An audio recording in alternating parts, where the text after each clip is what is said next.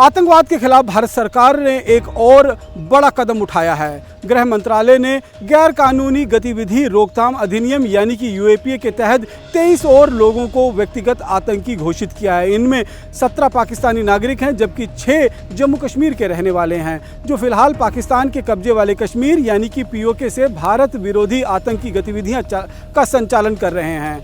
इस कार्रवाई के बाद यूएपीए के तहत घोषित आतंकियों की कुल संख्या अब बढ़कर 80 हो चुकी है। गृह मंत्रालय के अनुसार सूची में शामिल अधिकांश आतंकी जैश ए मोहम्मद और लश्कर ए तोयबा से जुड़े हुए हैं।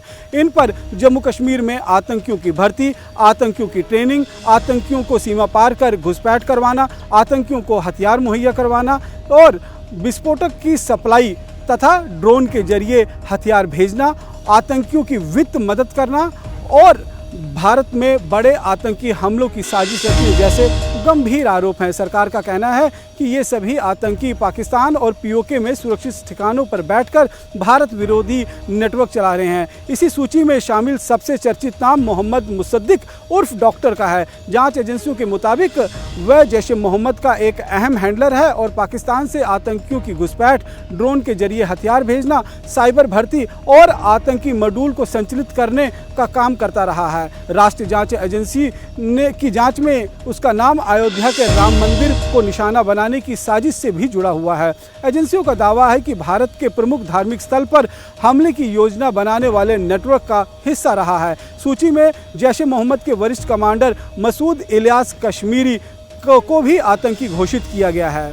सुरक्षा एजेंसियों के अनुसार वह जम्मू कश्मीर में आतंकियों की भर्ती, उनकी ट्रेनिंग, उनको हथियार पहुंचाना, उनको सही तरीके से भारत में घुसपैठ करवाना का प्रमुख ऑपरेटिव रहा है। उसका नाम 2022 के सुंजवा आतंकी हमले से भी जुड़ा हुआ है। इसके अलावा जैश ए मोहम्मद के असगर खान, हाफिज़ अब्दुल शकूर, मौलाना मक्की और अन्य कई पाकिस्तानी आधारित ऑपरेटिव भी इस सूची में शामिल हैं। लश्कर ए तोयबा से जुड़े फिरदौस अहमद भट्ट, हारून रशीद गनई, बिलाल अहमद गनई, आबिद कयूम लोन और नाज़िर अहमद गुलजार और अन्य आतंकियों को भी यूएपीए के तहत आतंकवादी घोषित किया गया है। इन पर सीमा पार से आतंकवाद को बढ़ावा देना, युवाओं को कट्टरपंथ की ओर धकेलना, हथियारों की सप्लाई और सुरक्षा बलों पर हमले की साजिश रचने के आरोप हैं।